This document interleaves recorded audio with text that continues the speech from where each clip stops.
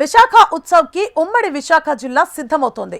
జనవరి 24వ తేదీ నుంచి ఫిబ్రవరి 1వ తేదీ వరకు ఈ ఉత్సవాలు విశాఖపట్నం, అనకాపల్లి, అరకు జిల్లాల్లో జరగనున్నాయి.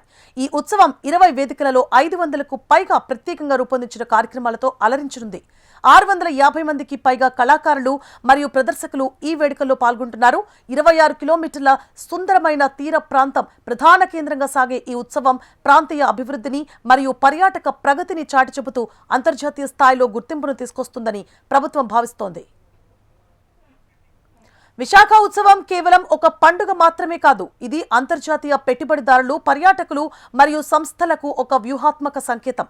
మౌలిక సదుపాయాలు, పాలన, భద్రత, జీవన శైలి మరియు అభివృద్ధి స్థాయిలో విశాఖ నగరం ప్రపంచంలోని ప్రముఖ తీర ప్రాంత నగరాలతో పోటీ పడగలదని ఈ ఉత్సవం ప్రపంచానికి చాటి చెబుతోంది.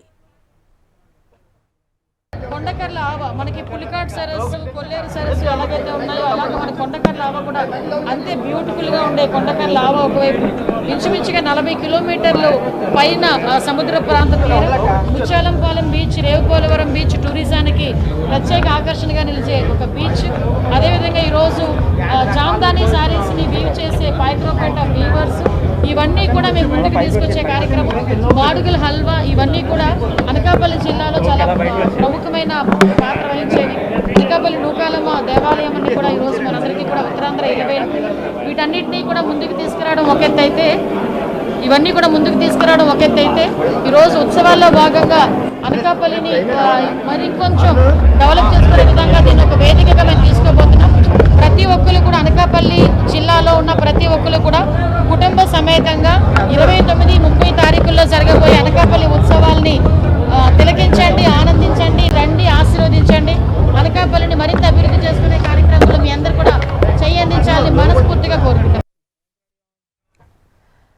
వైజాగ్, అనకాపల్లి, అరకు అభివృద్ధి కారిడార్ సీ టు స్కై అనే కాన్సెప్ట్ ఈ 3 ప్రాంతాలను ఒకే పర్యాటక మరియు అభివృద్ధి వారధిగా అనుసంధానిస్తుంది.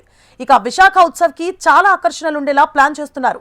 డ్రోన్ షోలు, పుష్ప ప్రదర్శన, కిడ్స్ జోన్లు, ఫుడ్ కోర్టులు, బీచ్లలో సాహస జలక్రీడలు, స్కూబా డ్రైవింగ్, హెలికాప్టర్ రైడ్స్ ని ఏర్పాటు చేస్తున్నారు. మా ఉద్దేశం ఏంటంటే అంతిమంగా ఈ కార్యక్రమాల నిర్వహణ ద్వారా ఆంధ్రప్రదేశ్ రాష్ట్రాన్ని ప్రపంచ పర్యాటక గమ్యస్థానంగా నిలబెట్టాలనేటువంటి ఆలోచనతో చేస్తున్న కార్యక్రమంలో ఇది ప్రధాన భాగం. ఈ రకమైనటువంటి యాక్టివిటీస్ ఇంతకుముందు చేసిన తర్వాత మేము ఈ 18 నెలల కాలంలో అనేక కోట్ల రూపాయలని ఇన్వెస్ట్మెంట్స్ తీసుకురాగలిగాం. దానికి కారణం పక్కన ముఖ్యమంత్రి గారు ఇచ్చినటువంటి ఊతం ఏంటంటే, అది ప్రధానంగా ఇండస్ట్రీస్కి ఇచ్చేటువంటి స్టేటస్ ఏదైతే ఉందో అదే స్టేటస్ని మనం టూరిజం కూడా ఇచ్చారు. దానివల్ల ఇండస్ట్రీస్కి ఇచ్చేటువంటి ఇన్సెంటివ్స్ అన్నీ కూడా టూరిజం కూడా వస్తాయి. దానివల్ల అనేక మంది పబ్లిక్ ప్రైవేట్ పార్ట్నర్షిప్ పద్ధతిలో ముందుకు వచ్చి పెట్టుబడులు పెడతా ఉన్నారు. 5 స్టార్ హోటల్స్ చాలా వస్తున్నాయి, థీమ్ పార్కులు వస్తున్నాయి, అదేవిధంగా వాటర్ స్పోర్ట్స్ వస్తున్నాయి. ఇవన్నీ కలిపే నేను చెప్పే విధంగా ప్రపంచ పర్యాటక గమ్యస్థానంగా ఆంధ్రప్రదేశ్ తయారు కాబోతుంది. ఇవాళ 365 రోజులు టూరిజం డేసే. మీరు ఎక్కడ చూసినా చూడండి, ఒక్కసారి గమనించండి. ఎప్పుడు ఎక్కడ ఏ చిన్న కార్యక్రమం జరిగినా టూరిస్టులు వస్తూనే ఉన్నారు, ఫుట్ఫాల్ జరుగుతూనే ఉంది. మీరు ఈ సమయం ఆ సమయం అనేటువంటి ప్రస్తుతం లేదు. ఎందుకంటే ప్రతి మనిషి కూడా కొంత ఆహ్లాదకరమైన వాతావరణంలో ఉండాలని ఆలోచన చేస్తున్నారు. దాంతోపాటు 24 వరకు ఇప్పటికే మేము దీని ప్రచారాన్ని పెంచాం. దాంతోపాటు చాలా పెద్ద స్థాయిలో మనకు సోషల్ మీడియా ఉంది, అదేవిధంగా వెబ్సైట్ క్రియేట్ చేసాం, ఇవాళ కర్టన్ రైజర్ చేసాం. ఇది ప్రజల్లోకి బాగా వెళుతుంది, మౌత్ పబ్లిసిటీ కూడా బాగా జరుగుతుంది. తప్పనిసరిగా ఈ ఉత్సవం ఘన విజయం సాధిస్తుందనే నమ్మకం. ఆల్రెడీ ఈవెంట్ క్యాలెండర్ ఉంది. మాకు రాష్ట్ర పండుగలు ఏమి మనం గుర్తించామో, ఏమి నిర్ణయిస్తున్నామో అనేటువంటిది ఒక క్యాలెండర్ రిలీజ్ చేసాం ఆల్రెడీ. ఈ ఉత్సవాలు కూడా ఈ సంవత్సరం తీసుకున్నటువంటి విధానాన్ని దృష్టిలో పెట్టుకుని నెక్స్ట్ ఇయర్ నుంచి కూడా రెగ్యులర్గా చేసేటువంటి ఉత్సవాలన్నీ కూడా క్యాలెండర్ రిలీజ్ చేస్తాం.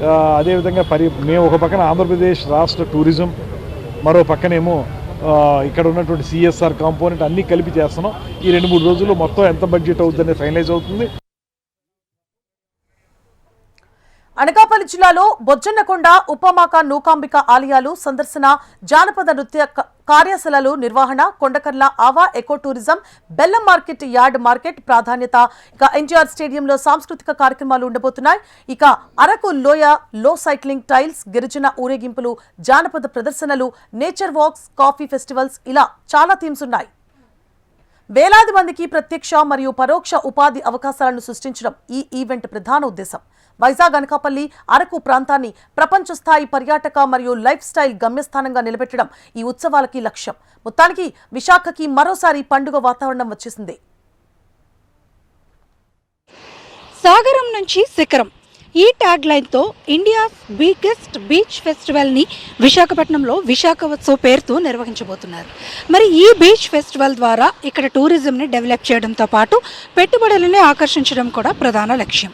ఆ విధంగా విశాఖపట్నంతో పాటు అనకాపల్లి అరకు ప్రాంతాలని పర్యాటకంగా అభివృద్ధి చేయడం, ఇక్కడ పర్యాటక వనరుల్ని పెంపొందించుకోవడం ప్రధాన లక్ష్యం.